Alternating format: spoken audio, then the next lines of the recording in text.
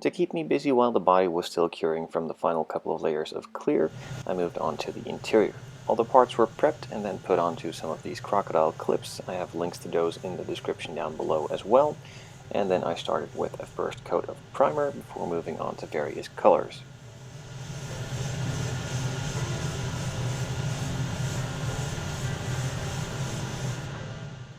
I sometimes find a nice white or cream interior to look very good with a brown or darkerish body color. Since the color on the body is a dark brown, I figured this cream color would look really good, so I started applying a couple coats on the main interior parts.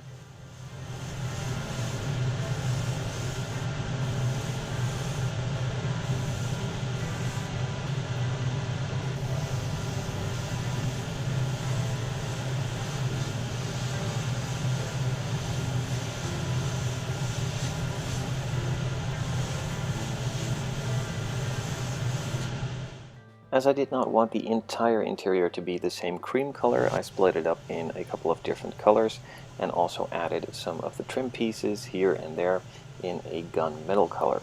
So I masked off the lower section of the dashboard where it was cream, then painted the middle section with the trim piece in some gunmetal. I could have decided to go with a carbon fiber, although in the past I have done this before. It was really hard, it had a lot of complicated shapes and it didn't really add too much. And with a cream interior, a clean gunmetal finish would be sufficient as well in my eye. After that, I masked the gunmetal area off as well and then painted the top section of the dashboard in a sort of NATO black. I don't know the exact mixture, as I mixed this up a couple of years ago when I did the 458 build for a customer to replicate his interior color, and still had some left over that I used on this and also for the headliner as well. After painting all the various colors and masking the dashboard up a couple of times and painting that in different colors as well, I could move on to detailing it out even more with some brush and some bellow paints.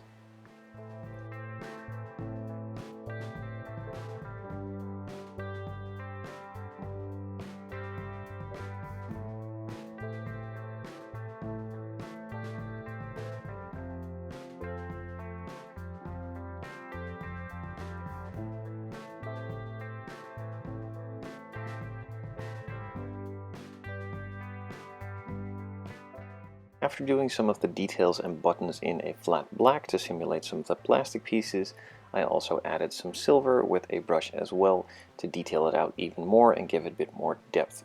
After doing the silver, I let that dry for a bit and then moved on to detailing it a bit with some Panelline accent color to give it a bit more depth and also a bit of realism and shade, specifically in the vent areas.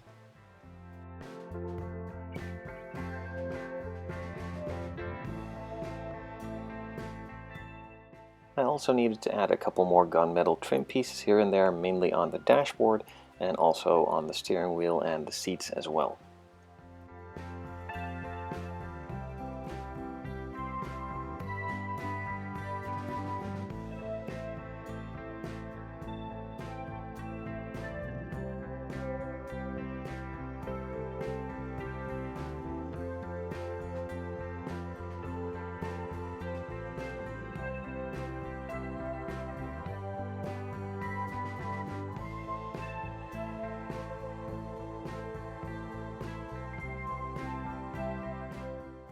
I had just painted the center control buttons in a silver, and the centerpiece of those buttons needed to be a black, so I did that with a toothpick.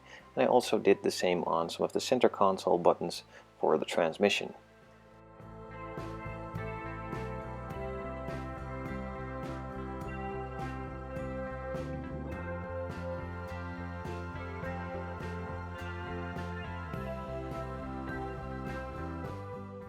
Alongside the control buttons for the transmission, there was also one in red for the hazard lights.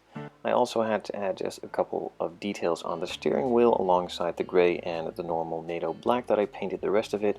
So I firstly laid down a base of silver, and then on top of that we'll add some details with the red permanent marker for the starter button and also the mode selection button, also known as the Manatino.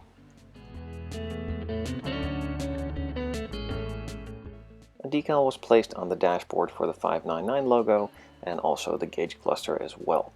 When that was all set and done, I moved on to the interior, adding some carpet, firstly laying down some X22 clear from Tamiya, a very thick and wet layer of clear, in order to act as a glue for the flocking that I will be putting on top of it.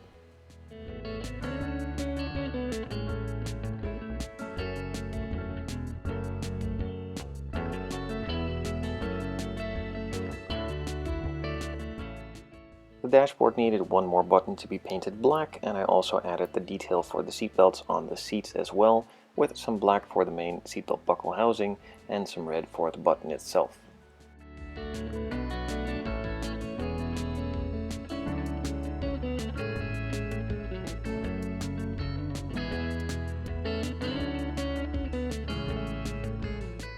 With most of the detailing now out of the way, I could start assembly just using some Bob Smith Industries Super Gold Plus.